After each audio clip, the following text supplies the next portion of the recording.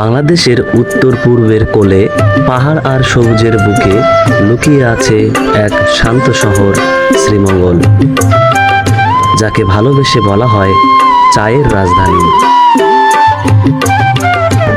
এখানে সকাল শুরু হয় পাখির ডাকে আর তাজা চা পাতার গন্ধে, আর দিন শেষ হয় পাহাড়ের আড়ালে লুকিয়ে যাওয়া সূর্যের বিদায় গানে।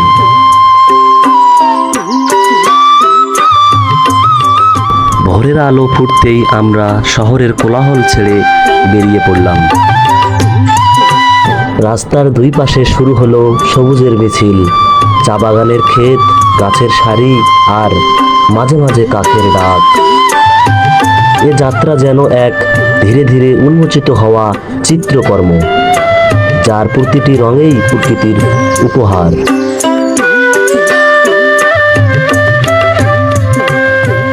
আমরা এখন ওই যে দেখতে পাচ্ছেন, ওই যে টিন দিয়ে চাল দেওয়া যে ঘরটা, ওই ঘরটার ওখানে আমরা উঠবো। এই দিক দিয়ে যাবো, এদিক দিয়ে যাবো, তো এই ওখানে উঠবো। আমরা উঠে দেখবো আসলে ওখানে কি আছে। মনে হচ্ছে যে এভারেস্টে উঠতেছি। আর এইদিকে একটা শুনছিলাম মন্দির আছে, তো ওই মন্দিরটা আসলে কেমন, কি কি আছে ওই জায়গাটাতে, ওইটাই আমরা দেখতে যাবো আজকে।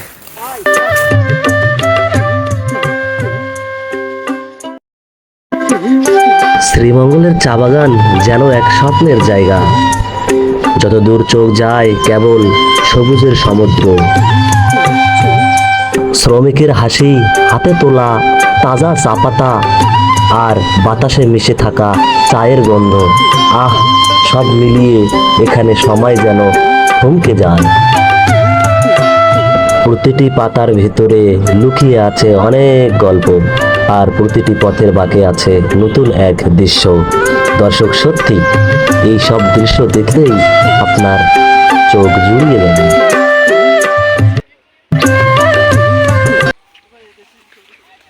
দেখতে পাচ্ছেন আপনারা পুরা ভিউটা, এটা আসলে বিশাল এরিয়া। মানে আমি যে পাহাড়ে উঠলাম, এই পাহাড়ের যে পুরো অংশটা জুড়েই শুধু চা ছাড়া আর কোনো গাছেই দেখতেছি না। যেগুলো দেখতেছি বড় বড় গাছ, এগুলো একটু পাহাড়কে, আসলে পাহাড়ি অঞ্চলে যেগুলো আবাদ হয় সেগুলো হচ্ছে এখানে এই ধরনের অংশগুলা।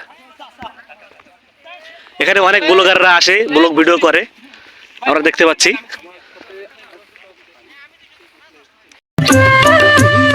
চা বাগান ছেড়ে যখন পাহাড়ি রাস্তায় উঠলাম, তখন মনে হলো প্রতিটি বাঁক যেন এক নতুন গল্প। কখনো ডান দিকে খোলা আকাশ, যেখানে মেঘের সাথে খেলা করছে সূর্যের আলো, কখনো বাম দিকে গাঢ় সবুজ পাহাড়, যার নিচে বয়ে চলেছে কোনো অচেনা ঝর্ণা। এই পথ চলায় যেন ভ্রমণের অর্ধেক আনন্দ। দর্শক, সত্যি অফুরন্ত আনন্দ এখানে পাওয়া যায়।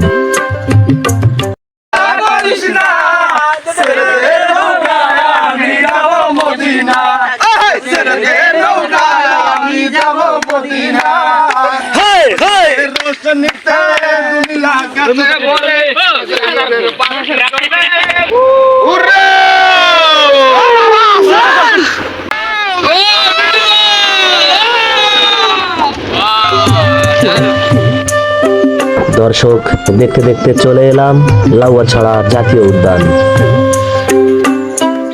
লাউয়াছড়া জাতীয় উদ্যান যেন এক প্রাচীন রহস্যের ভান্ডার। এখানে পা রাখলেই মনে হয় সময় থেমে গেছে।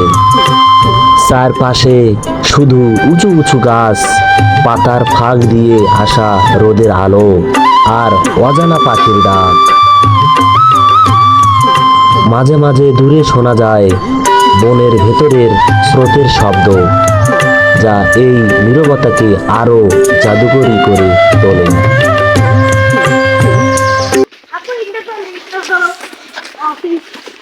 পর্যটক কিন্তু যথেষ্ট পরিমাণে আসে এগুলা জায়গাতে, দেখতে পাচ্ছি আমি যতক্ষণ পর্যন্ত দেখলাম। তবে নির্বিড়ি জায়গা। এইদিকে একটা রাস্তা গেছে, এইদিকে আমি একটু পরে যাবো। আমি আপনাদেরকে আগে এই দিকটা দেখাই। ঘুরিয়ে শেষ করা সম্ভব নয়, এত বড় একটা জায়গা।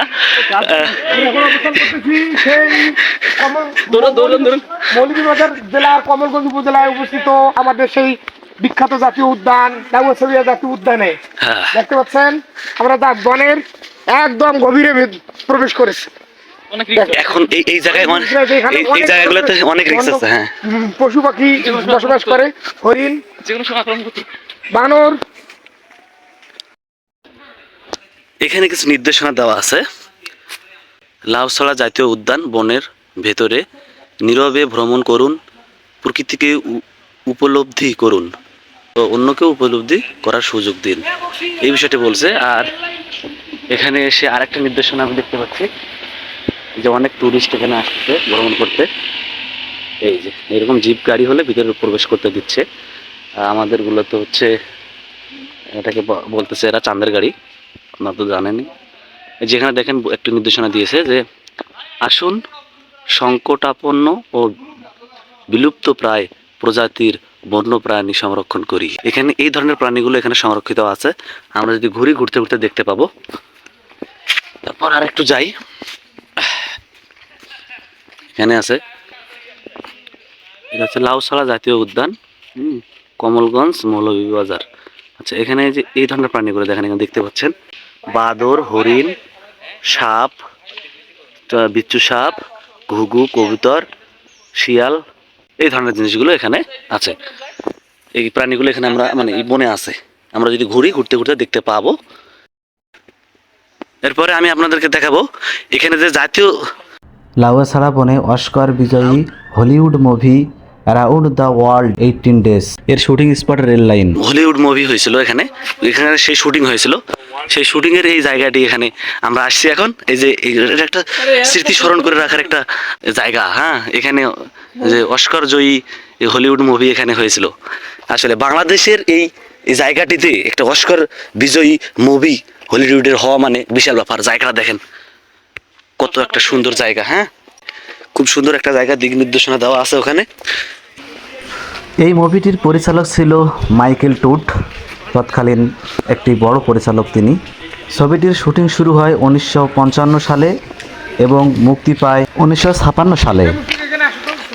আচ্ছা, ঠিক আছে ভাই। 2000 সালের পর এখানে আরও একটি মুভি হয়েছিল, সে সম্পর্কে আমার সফর সঙ্গী বড় ভাই তথ্য তুলে ধরবে।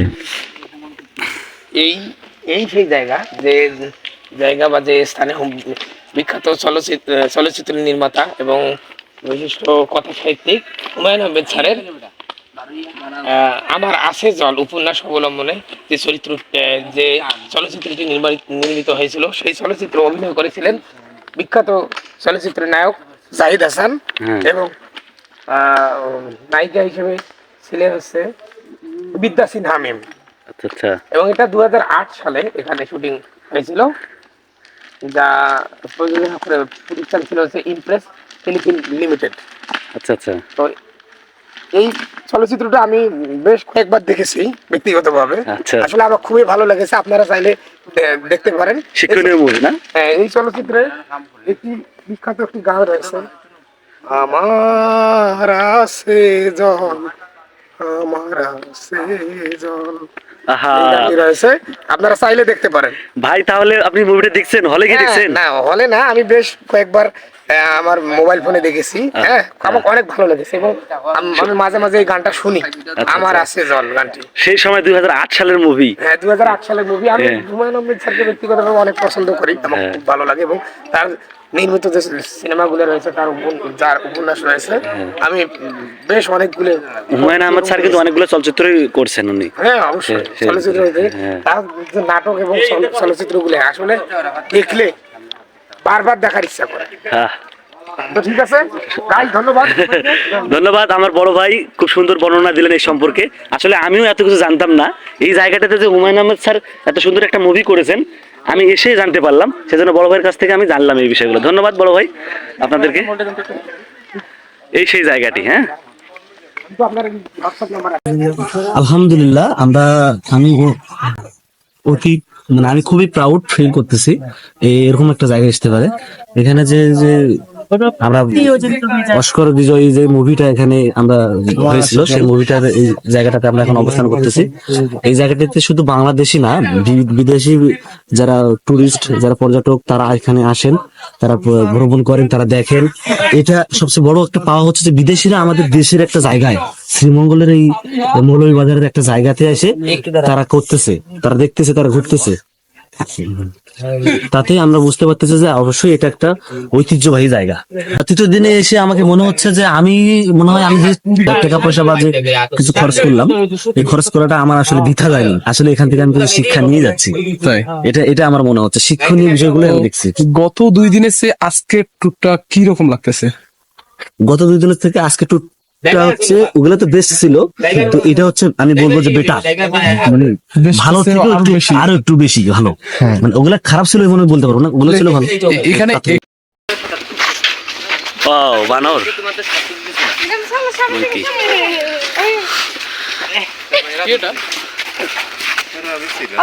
বানর বানর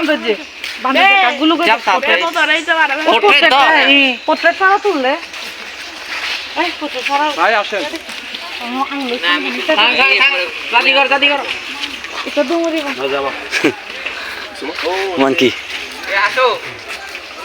হ্যাঁ ভাই যাচ্ছি।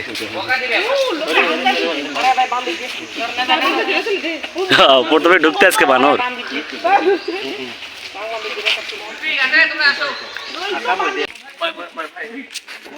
এটা একটা বিশাল জঙ্গল। এই জঙ্গলের ভিতর ঢুকলে একটা না একটা প্রাণী দেখা যাবে, কিন্তু এই জঙ্গলের ভিতরে সাপ থাকতে পারে।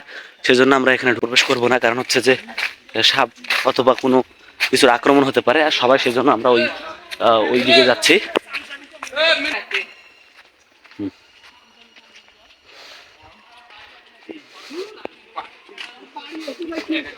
ওরে বাবা রে বাবা,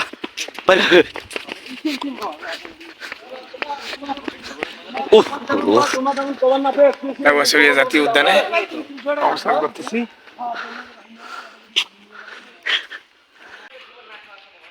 ভাই শব্দ করিয়েন না, বানর পালে যাবে। আরে ভাই শব্দ করিয়েন না, বানর পালে যাচ্ছে। এই যে আমরা একটা বানর দেখতে পাইছি, অবশেষে আমাদের চোখে বানর পড়ছে। কলা খাবা, কলা খাবা বানর?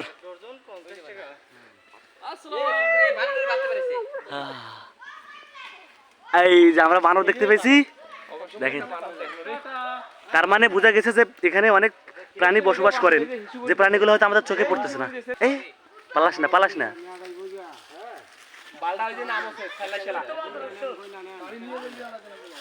আসো, কলা খাবা, আসো আসো। এই যে বানরের বাচ্চা একটা। হ্যাঁ। সম্ভবত আমি যতটুকু জানি বানরগুলো এখানে বের হয়ে আসে না, বের হয়ে আসে না।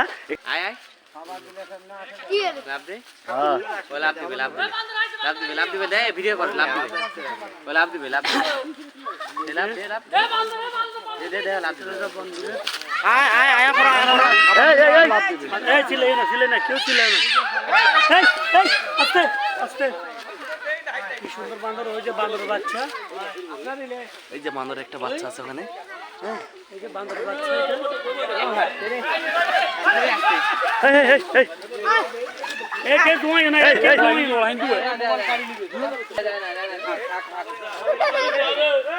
কলা খাচ্ছে, কলা দিল। এই যে ওখানে একটা আছে, দেখেন।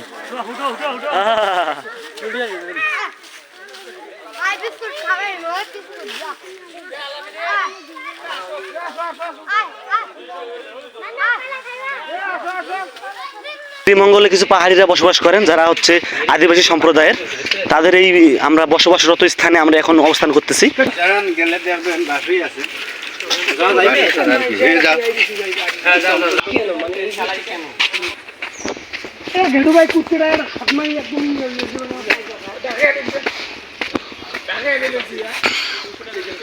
আমরা সেই পাহাড়ের উপর যে বসবাসরত মানুষগুলো আছেন, তাদের এই বসবাসরত যে বাসা বাড়িগুলো আছে সেগুলো দেখার জন্য আপনাদেরকে নিয়ে যাচ্ছি আমি উঁচু পাহাড়ে। আমরা অনেকে উঠতেছি এই পাহাড় বয়ে। পাহাড়ের উপর উঠলে বুঝতে পারবেন যে সেখানে কত উপরে উঠতেছি, বাড়িঘর আছে। একটু আমাকে দেন, নেন একটু। ভাই ওঠেন ওঠেন ওঠেন।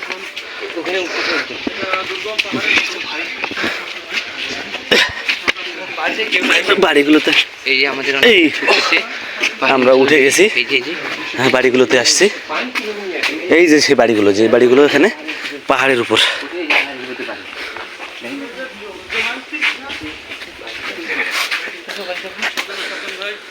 পাহাড়ের উপর দেখেন কত সুন্দর, সাবধানে আসেন মেহমানেরা।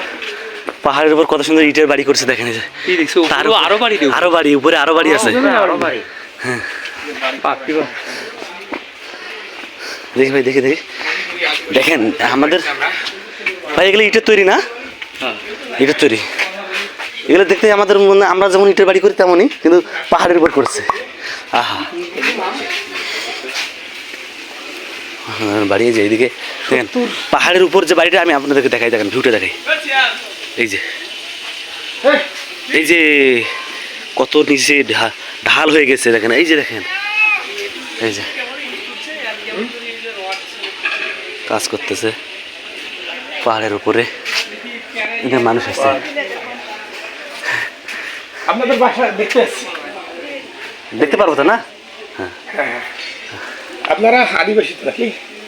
না ওরা চাকমা, খাসিয়া খাসিয়া। আচ্ছা আচ্ছা। ঠিক আছে, এখানে কি এটা আপনার বাসা? আপনাদের কি হচ্ছে পানি এখান থেকে কি টিউবওয়েলে খান ও ইয়াতে? টিউবওয়েল আছে উপরে? হ্যাঁ তার মানে না যে চাপি টিউবওয়েল না, মোটর মোটরের পানি, কাছে বসানো না? ও কারেন্টের ব্যবস্থা আছে, কারেন্টের ব্যবস্থা আছে। এই যে কারেন্টের ব্যবস্থা আছে।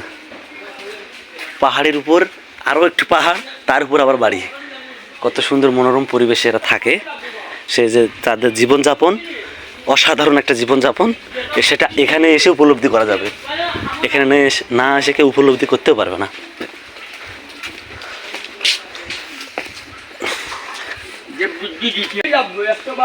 এই যে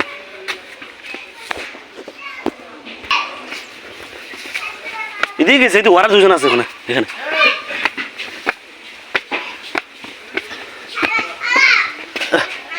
পাহাড়ি মানুষের জীবনযাপন আমরা দেখতেছি। ওরে বাবা রে, এই যে ওই দিকে গেছে ওরা, ওই দিকে গেছে ভাই।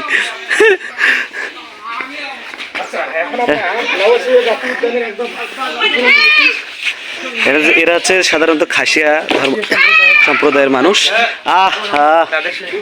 উঠছে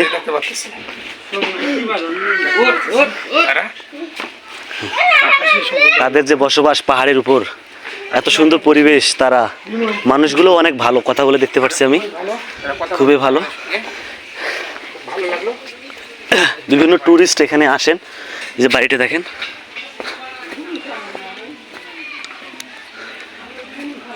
সম্ভবত এটা একটা চার্চ, এই খ্রিস্টান সম্প্রদায়ের হচ্ছে ধর্ম পালন করি একটা হচ্ছে চার্চের জায়গা। এটা দেখতে পাচ্ছি আমরা খ্রিস্টান ধর্মাবলম্বীদের একটা হচ্ছে সারা জায়গা।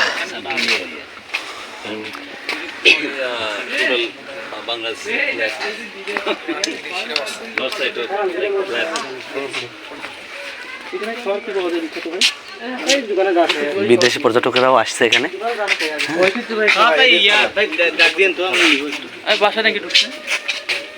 এই যে পাহাড়ের উপর উঠে অবশ্যই একটা আমরা দোকান পেয়েছি যেখানে কিছু খাওয়া যাবে খিদা লাগলে, সেরকম একটা পরিবেশে।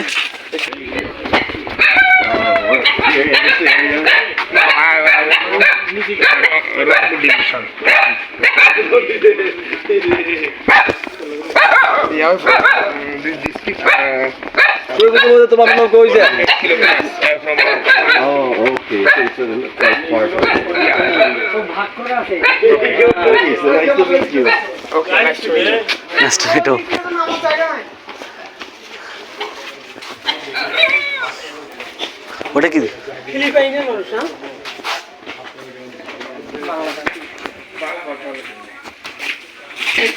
এই পাহাড়টাতে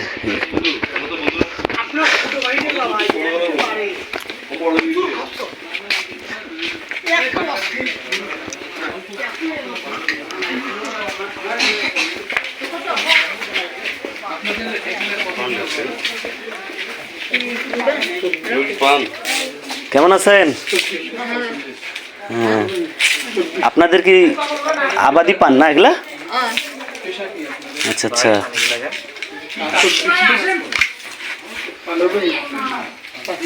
দেখেন কত সুন্দর পান, এই টাটকা পান একদম। এই পানগুলো মূলত সিলেটের মানুষ ইয়া করে, দেখেন। আচ্ছা ঠিক আছে, পান বিক্রি করছে এখান থেকে, মনে হয় পান পাইকারি রেটে সেল দেয় ওনারা।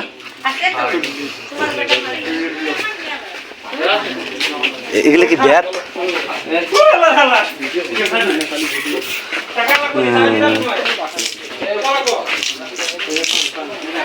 এগুলোতে কি তৈরি হয় আঙ্কেল? কি তৈরি করেন এগুলোতে? এগুলোতে হ্যাঁ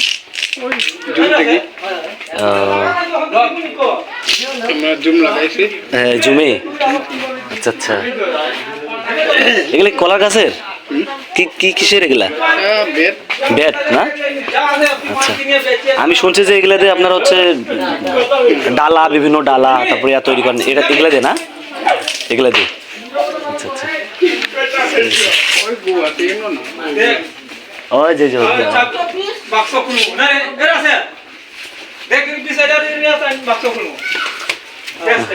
আচ্ছা।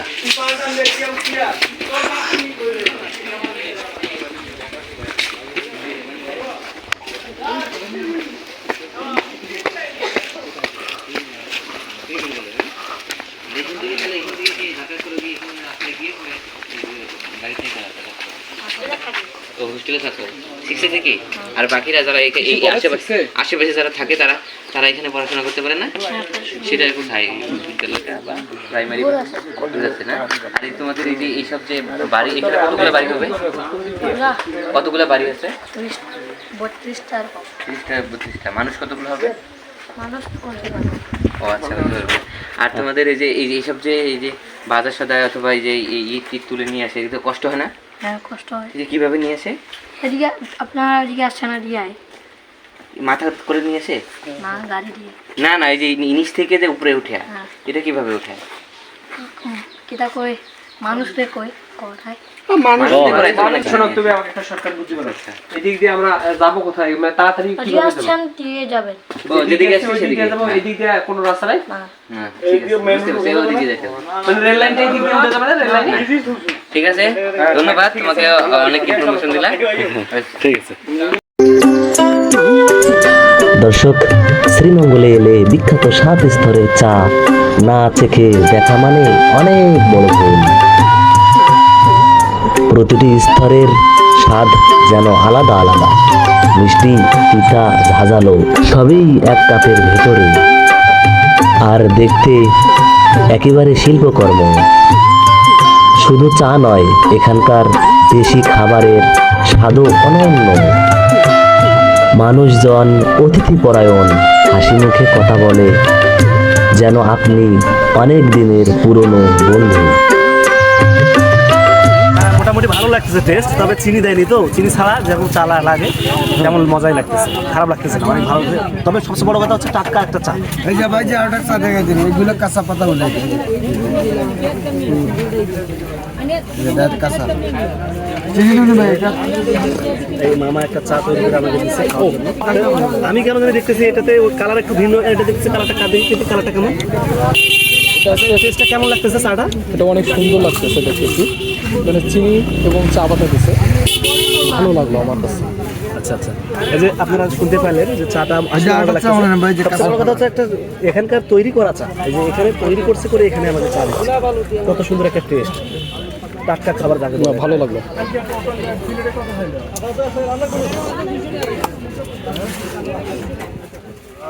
আঙ্কেল চারা খাই কাঁচা পাতা গ্রিন টি মালটার চা। আমার চা তৈরি করলো, অনেক সুন্দর চা, চিনি ছাড়া চা আর কি, যাকে বলে চিনি ছাড়া। এটা খেয়ে দেন বড় ভাই, এটা টেস্ট করবেন, এটা টেস্ট করবেন। আরেকটা দিচ্ছে একটু টেস্ট করে। এগুলো কাঁচা পাতা, এগুলো রচা বলে। এটা রচা রচা বলে, এটা রচা না? তিনটা। ওয়াও, এটা ভালো লাগতেছে, ভালো লাগতেছে। এটা লাগলে নিয়ে ভাই, এটা হলো কাঁচা পাতা। এটা ভালো লাগছে। আর ভাই যে একটা গেছিল, এইটা মালটা চা বলে মালটা চা আছে, কাঁচা পাতা আছে, গ্রিন টি আছে, 2-4 রকমের পাতা আছে। আপনাদের এখানে মানে সবচেয়ে ভালো সেটা কোন? হ্যাঁ 2-4 অংশ লাগে, হ্যাঁ হ্যাঁ, দুধ চার জন্য। টেয়াটা বেশি গ্যারান্টার ঐতিহাসিক জাফলং বাগানের উন্নত মানের চাপ। দিন শেষে যখন সূর্য পাহাড়ের আড়ালে হারিয়ে গেল, আকাশ ভরে উঠল কমলা আর গোলাপি আলোয়, তখন মনে হলো এই শহরের সৌন্দর্য আর শান্তি আমার ভিতরে গেঁথে গেছে। দর্শক, শ্রীমঙ্গল শুধু একটি স্থান নয়, এটি এক অভিজ্ঞতা, এক গল্প যা হৃদয়ে চিরকাল বেঁচে থাকবে।